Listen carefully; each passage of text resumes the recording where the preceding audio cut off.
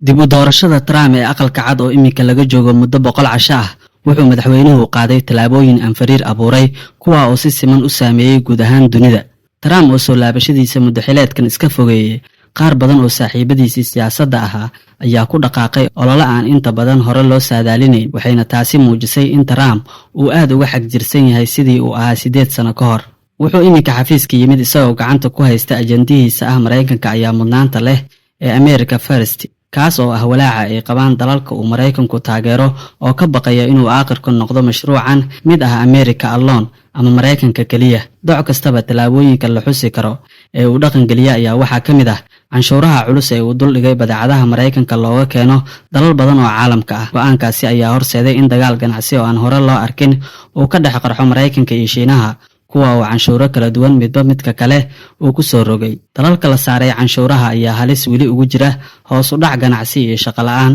waxaana dhibaatooyinka ugu badan ay taabanayaan warshadaha wax dhoofinta sida dharka, elektarooniga iyo baabuurta, gaar ahaan dalalka sida Shiinaha, Midowga Yurub iyo Bangladesh. Soo rogidda Trump ee canshuuraha ayaa ka careysiisay xulafada Mareykanka ee Yurub ilaa Aasiya sida Japan, Kuuriyada Koonfureed iyo Taiwan.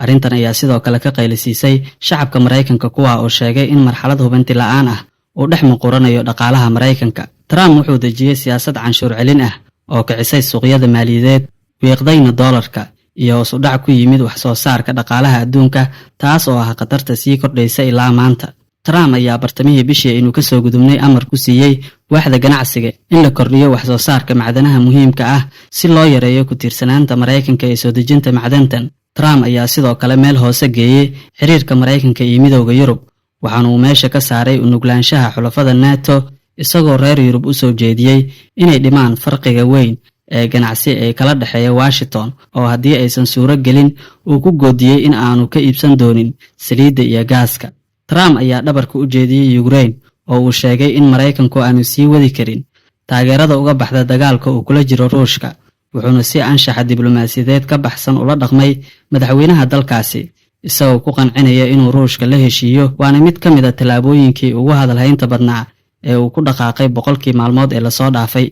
Wadamada reer Yurub oo qorshihiisa ka carooday ayaa yeeshay kulan degdeg ah, waxaase Trump uu ku adkaystay in lama huraan ay tahay inuu wada hadal dhex maro Ukraine iyo Ruushka, xiisadana la qaboojiyo. Xilligan qaar ka mid ah xulafada Yurub tusaale ahaan waxay raadinayaan inay kor u qaadaan warshadahooda difaaca si ay u yareeyaan ku tiirsanaanta hubka Mareykanka. Dooda Kuuriyada Koonfureed ee ku saabsan horumarinta hubkeeda nukliyeerka waxaana la isla dhex marayay in xiriirka sii xumaanaya uu keeni karo in saaxiibada Mareykanka ay u dhowaadaan Shiinaha ugu yaraan dhaqaale ahaan. Trump ayaa geesta kale ku eedeeyay Canada iyo Mexico inay ogolaadeen in Mareykanka lagu soo daadiyo daroogooyinka sharci darrada ah iyo muhaajiriinta aan sharciyeysnayn, wuxuuna ku dhawaaqay 25% canshuur ah oo la saaro badeecadaha ay u soo dhoofiyaan Mareykanka. Wuxuu cod dheer ku sheegay Trump inuu doonayo in Canada laga dhigo gobolka 51aad ee Mareykanka, taas oo ka careysiisay muwaadiniinta dalkaasi. Kuuriyada Koonfureed ayuu sidoo kale kula dhaqmay siyaasad qalafsan, wuxuuna u diray hanjabaad ah inuu la baxayo ciidamada Mareykanka,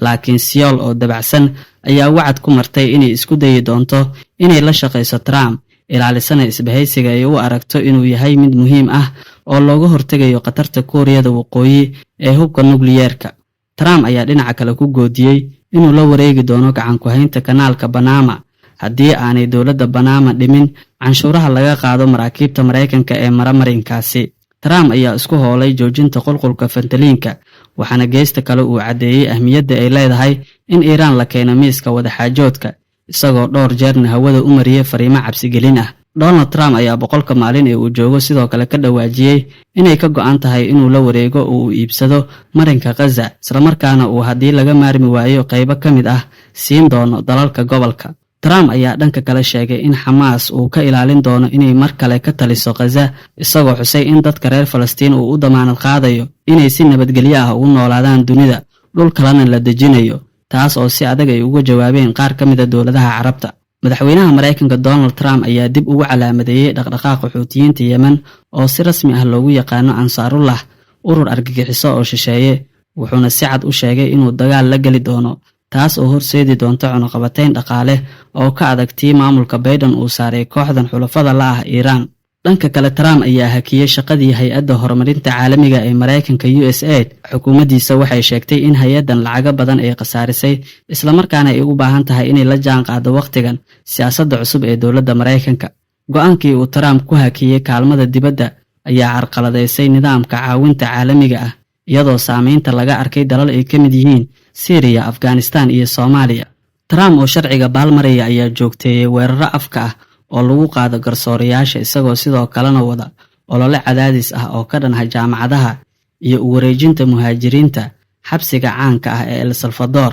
taas oo qayb ka ah musaafiriin ballaaran. In ka badan kala bar dadka Mareykanka oo uu ku jiro mid ka mid ah 5 qof ee jamhuuriga ah ayaa walaac ka muujinaya u dhowaanshaha Trump ee Ruushka, taas oo khubarada Mareykanku ay ku macneeyeen khatar dalkooda wax u dhimi karta mustaqbalka, iminkana ku timid siyaasadda guracan ee Trump. Khubarada Mareykanka ayaa sidoo kale walwal ka muujinaya sida uu Trump ciidda ula simay nidaamkii caalamiga ahaa ee qaabaysnaa 80kii sano ee lasoo dhaafay, kaas oo si weyn u hoos imaanayay mudnaanta koowaad ee Mareykanka, kuna salaysnaa ganacsiga xorta ah, ku dhaqanka sharciga iyo ixtiraamka midnimada dhuleed. Si kastaba tallaabooyinka uu qaaday oo ah hubanti la'aan ayay shacabka Mareykanku u arkaan kuwa dhaawac ku ah qiimka Mareykanka, waxaana sida la sheegayo aad u adag fursadda lagu sixi karo qaladaadkan marka uu Trump kursiga faarujiyo. Waxaanse la ogeyn ilaa iyo inta ay jiitami karaan tallaabooyinka aan la mahdin ee uu ku dhiiraday Trump 100 casho ee uu xafiiska joogo.